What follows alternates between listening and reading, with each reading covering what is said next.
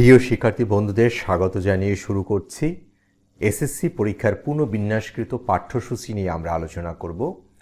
আমরা এসএসসি পরীক্ষার 2021 সালের যে পরীক্ষা সংগঠিত হবে এবং সেই পরীক্ষায় তোমাদের মূল সিলেবাস থেকে 50% কমিয়ে দেওয়া হয়েছে বা রিডিউস করা হয়েছে। এর কারণটা হচ্ছে তোমরা সবাই জানো যে কোভিড পরিস্থিতির কারণে দীর্ঘদিন আমরা শিক্ষা প্রতিষ্ঠানে যেয়ে তোমাদের সম্মুখে যে ক্লাস নেওয়া সম্ভব হয়নি, যদিও আমরা অনলাইনে নিয়মিত ক্লাস পরিচালনা করে আসছি এবং অনলাইনে ইউটিউবের মাধ্যমে অথবা ফেসবুকের মাধ্যমে বা মেসেঞ্জারের মাধ্যমে তোমাদের সঙ্গে আমাদের নিয়মিত যোগাযোগ হচ্ছে এবং তোমাদের কথা ভেবেই এই নতুন পাঠ্যসূচি প্রণয়ন করা হয়েছে। তাহলে আমরা কেরিয়ার শিক্ষা বিষয় কোড 156 এই বিষয়টিতে দেখব যে কোন কোন অধ্যায়গুলো যুক্ত হয়েছে এবং কোন কোন শিক্ষণফলগুলো যুক্ত হয়েছে।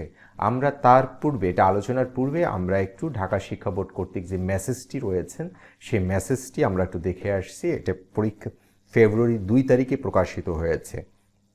এখানে বলা হচ্ছে এসএসসি পরীক্ষা 2021-এর জন্য সংশোধিত পুনর্বিন্যাসকৃত পাঠ্যসূচি, এবং আমরা একটা লেখা দেখতে পাচ্ছি যে জাতীয় শিক্ষাক্রম পাঠ্যপুস্তক বোর্ড বাংলাদেশ কর্তৃক প্রেরিত এসএসসি পরীক্ষা 2021-এর জন্য সংশোধিত পুনর্বিন্যাসকৃত পাঠ্যসূচি। আমরা একটু সম্পূর্ণ মেসেজটি একটু দেখি। আচ্ছা, তাহলে আমরা শুরু করছি কেরিয়ার শিক্ষা বিষয়ের নিয়ে আলোচনা।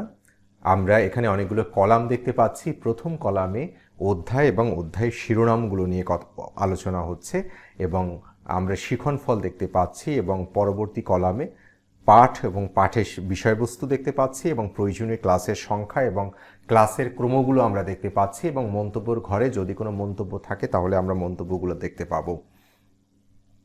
এবং এখানে আমরা প্রথম কলামে দেখতে পাচ্ছি অধ্যায় এবং অধ্যায়ের শিরোনামগুলো এবং শিক্ষণফল। এটা আলোচনা করার পূর্বে একটা বিষয় একটু বলে নেওয়া ভালো, সেটা হচ্ছে শিক্ষণফলগুলো কি। শিক্ষণফল হচ্ছে যে একজন শিক্ষার্থী পাঠ শেষে বা লেসনটা কমপ্লিট করে আসলে ওই পাঠ থেকে তারা কি পাবে, কিভাবে পাঠটাকে ব্যাখ্যা করবেন বা পাঠের বিষয়বস্তুকে কিভাবে সে ব্যাখ্যা করবেন, বর্ণনা করবেন, সেই বিষয়টাই হচ্ছে শিক্ষণফল। তাহলে আমরা আজকে শিক্ষণফলের খুঁটিনাটি সব বিষয় নিয়ে আমরা আলোচনা করব না। আমরা আজকে অধ্যায় এবং অধ্যায় শিরোনাম এবং পাঠ ও পাঠের শিরোনামগুলো নিয়ে আলোচনা করব। তাহলে আমরা অধ্যায় এবং অধ্যায়ের শিরোনামগুলোতে দেখতে পাচ্ছি প্রথম অধ্যায় আমি ও আমার কেরিয়ার, কেরিয়ারের ধারণা, কেরিয়ারের বিকাশ, কেরিয়ারের রূপরেখা বা মডেল, কেরিয়ারের শিক্ষার গুরুত্ব, আমি, আমার শিক্ষা ও কেরিয়ার, আমার আগ্রহ, যোগ্যতা এবং মূল্যবোধ।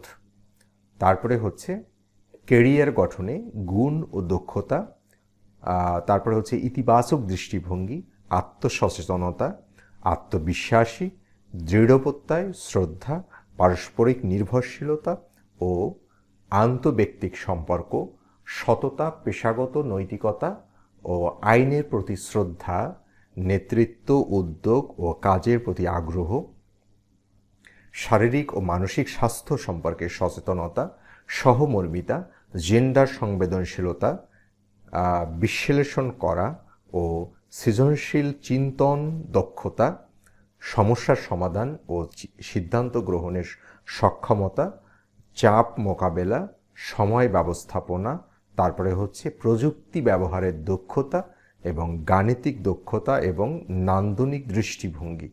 তাহলে আমরা প্রথম অধ্যায় দেখতে পাচ্ছি যে প্রথম 4টি ক্লাসের মাধ্যমে, প্রথম থেকে 4র্থ ক্লাসের মাধ্যমে সমাপ্ত হবে, এবং দ্বিতীয় অধ্যায় হচ্ছে 5ম ক্লাস থেকে 10তম ক্লাসের মাধ্যমে আমরা দ্বিতীয় অধ্যায় আমরা সমাপ্ত করব। তাহলে এখানে যে বিষয়টা আমরা দেখতে পাচ্ছি সেটা হচ্ছে এই বিষয়ে মোট 10টি ক্লাসের মাধ্যমে, অর্থাৎ প্রথম অধ্যায় এবং দ্বিতীয় অধ্যায় মিলে মোট 10টি ক্লাসের মাধ্যমে এই বিষয়টি সম্পন্ন হবে।